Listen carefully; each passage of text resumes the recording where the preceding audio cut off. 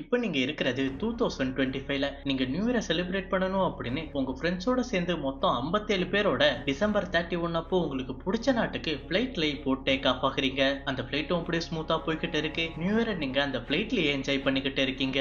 அப்போ அப்படியே அடுத்த நாள் காலையில நீங்க லேண்ட் ஆகும்போது ஜனவரி 1 2026 தானே இருக்கணும். அதுவே ஜனவரி 1 2063 ஒரு 37 வருஷம் கழிச்சு லேண்ட் ஆனா எப்படி ஃபீல் பண்ணுவீங்க? என்ன ப்ரோ சொல்ற? இந்த மாதிரிலாம் நடக்க வாய்ப்பே இல்லையே அப்படின்னு கேட்டீங்கன்னா, இந்த மாதிரி ஒரு சம்பவம் வரலாற்றுலயும் நடந்திருக்கு. இன்னைக்கு நம்ம அத பத்தி தான் பார்க்க போறோம். The story of Pan Am flight 914. அதுக்கு முன்னாடி இந்த வீடியோக்கு லைக் பண்ணலனா லைக் பண்ணிக்கோங்க. உங்க ஃப்ரெண்ட்ஸ்க்கு ஷேர் பண்ணிக்கோங்க. மறக்காம நம்ம சேனலுக்கு சப்ஸ்கிரைப் பண்ணலனா கண்டிப்பா சப்ஸ்கிரைப் பண்ணியுமே வச்சுக்கோங்க.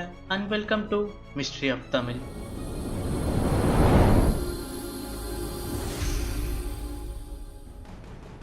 இது ஜூலை 2 1955 நியூயார்க்ல இருந்து மியாமிக்கு போற pan American 914 flight 57 passenger 5 crew மெம்பரோட சேர்த்து மொத்தம் 62 பேர் நியூயார்க்ல இருந்து 8:10க்கு டேக் ஆஃப் ஆகுறாங்க. அப்போ அவங்க அப்படி பறந்து போய்கிட்டு இருக்கும் போது அந்த பேனம் 914ஓட சிக்னலும் கட் ஆகிடுது. அதை உடனே நோட்டீஸ் பண்ண கண்ட்ரோல் ரூமும் என்னடா இது திடீர்னு சிக்னல் கட் ஆகிடுச்சு அப்படின்னு பாத்திர ஆரம்பிக்கிறாங்க. அப்போ உடனே இப்போ மியாமில இருக்கிற கண்ட்ரோல் சென்டருக்கும் கால் பண்ணி இந்த மாதிரி பேனம் 914ஓட சிக்னல் உங்களுக்கு கிடைக்குதா அப்படின்னு கேட்டதுக்கு அந்த பிளைட் டேக் ஆஃப் ஆகிடுச்சா அப்படின்னு கேக்குறாங்க. அதை கேட்ட உடனே நியூயார்க்குக்கும் தலை சுத்துது. அட பாவங்களா, சிக்னல் அவங்களுக்கும் தெரியலையா அப்படின்னு. அப்போ உடனே இப்ப நியூயார்க் கவர்மெண்ட்டும் அந்த பிளைட் கடைசியா எங்க காணாம போச்சோ அந்த இடத்துல தேடிக்கிட்டு இருக்காங்க. அந்த பிளைட் ஒருவேளை கடல்ல கிராஷ் ஆயிருக்கலாம் அப்படின்னு. அப்ப ஏர்போர்ஸும் நேவியும் கடல்ல ஒண்ணு விடாம தேடிக்கிட்டு இருக்காங்க.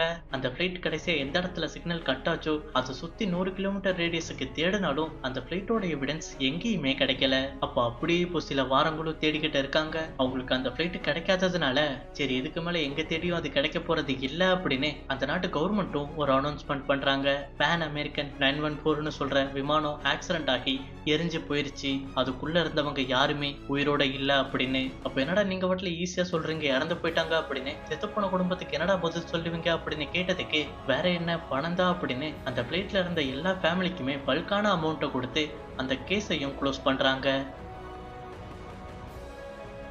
அப்போ அப்படியே சில பல வருஷங்கள் போகி செப்டம்பர் 9 1992 அப்போ நியூயார்க் கவர்மெண்ட்டுக்கும் பேனம் 914க்குள்ள இருந்த ஃபேமிலி மெம்பர்ஸுக்கும் ஒரு நியூஸ் வருது. பேனம் 914 ஒரு இடத்துல லேண்ட் ஆகியிருக்கு அப்படின்னு. அந்த நியூஸை கேட்டு கேட்குற எல்லாருமே அரண்டு போயிடுறாங்க. ஆமாங்க, அந்த ஃபிளைட் வந்து கராக்கர்ஸ்ன்ற ஒரு இடத்துல லேண்ட் ஆகியிருக்கு அப்படின்னு. இவரோட பேர் தாங்க ஜான் டெலகோர்ட். இவர் வந்து கராக்கர்ஸ் ஏர்போர்ட்ல ஏர் கண்ட்ரோலர் ஆபீசரா இருந்துகிட்டு இருக்காரு. அப்போ வழக்கம் போல அவரோட ரேடாரை பார்த்துக்கிட்டு இருக்கும் போது ஒரு சிக்னலும் வருது. அப்போ அதை பார்த்த உடனே என்ன ஏதோ சிக்னல் காட்டுது அப்படின்னு யோசிக்க ஆரம்பிக்கிறாரு. ஏன்னா இந்த நேரத்துல இந்த ஏர்போர்ட்டுக்கு எந்த ஷெட்யூலுமே போடல இந்த நேரத்துல ஃபிளைட் வரணும் அப்படின்னு. அப்போ உடனே என்ன யாராச்சும் அத்துமீறி வராங்களா அப்படின்னு அவர் வந்து கண்ட்ரோல் ரூமுக்கும் சொல்லிக்கிட்டு இருக்காரு. இந்த மாதிரி ஒரு ஃபிளைட் நம்மளை நோக்கி வந்துகிட்டு இருக்கு அப்படின்னு. அதை கேட்ட கண்ட்ரோல் ரூம்ல வேலை செய்யறவங்களும் அந்த ஃபிளைட்டை கான்டாக்ட் பண்ண ட்ரை பண்ணிக்கிட்டு இருக்காங்க.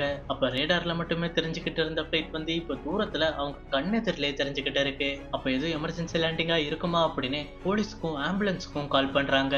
இந்த மாதிரி ஒரு ஃபிளைட் எந்த நியூஸுமே சொல்லாம இங்க லேண்ட் ஆக ட்ரை பண்ணிக்கிட்டு இருக்கு அப்படின்னு. அப்ப அந்த ஃபிளைட் பக்கத்துல வரதான் அவங்களுக்கு இன்னும் ஒரு ஆச்சரியம் ஏற்படுது. ஏன்னு பாத்தீங்கன்னா அந்த ஃபிளைட் ரொம்ப பழைய ஃபிளைட்டா இருந்துகிட்டு இருக்கு. பழைய ஃபிளைட்னா ரொம்ப அழுக்கா கிடையாது, பழைய மாடல் ஃபிளைட் மாதிரி. ஏன்னா இப்ப இருக்கிற BMW பென்ஸுக்கு பக்கத்துல ஒரு அம்பாஸ்டர் நிறுத்தினா எப்படி இருக்கும் அந்த மாதிரி. அப்ப ரைட்டு ஏதோ காலையிலேயே வில்லங்க ஆரம்பிச்சிருச்சு அப்படின்னு அந்த கண்ட்ரோல் ரூம்ல இருக்கிறவங்களுமே அந்த ஃபிளைட்டை கான்டாக்ட் பண்ண பாக்குறாங்க.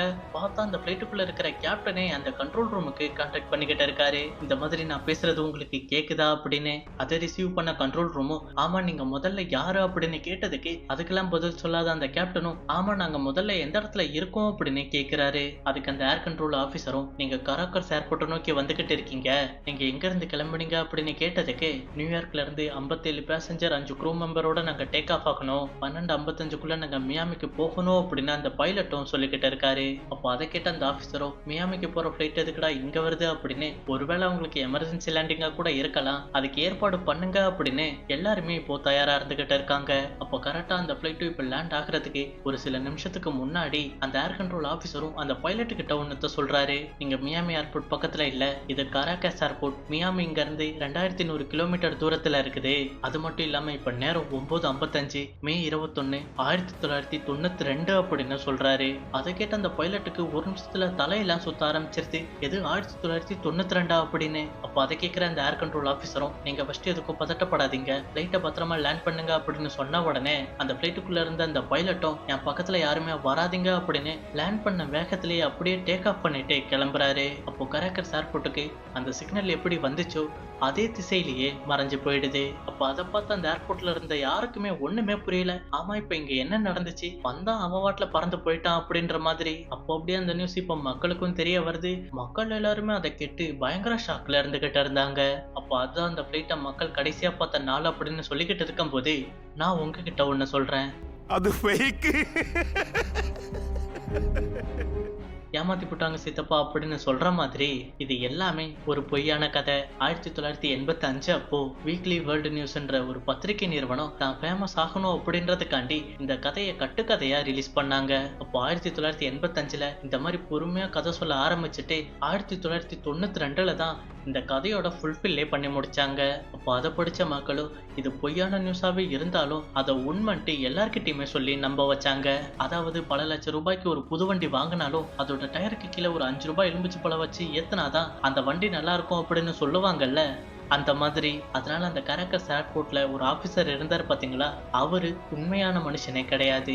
அவரே ஒரு கற்பனை கதாபாத்திரம் தான். அதை விட இந்த கதையும் ஒரே கற்பனையால தான் உருவாக்குனது. எதுக்காக இப்படி மக்களை ஏமாத்துறாங்க அப்படின்னு கேட்டதுக்கு, டைம் டிராவலை பத்தி படம் வந்தாலே நம்ம அவ்வளவு பார்ப்போம், இது உண்மையான கதையாவே நடந்துச்சுன்னா மக்கள் எல்லாரும் நம்ப மாட்டாங்களா? சோ நீங்களே இந்த வீடியோவை பாக்குறதுக்கு எது 37 வருஷத்துக்கு அப்புறம் ஒரு ஃபிளைட் லேண்ட் ஆச்சான் தானே உள்ள வந்தீங்க. சோ எல்லாத்துக்கும் ஏப்ரல் ஃபுல்ல அப்பவே அவங்க கொடுத்துட்டாங்க. சோ அவ்வளவுதான் இந்த வீடியோ.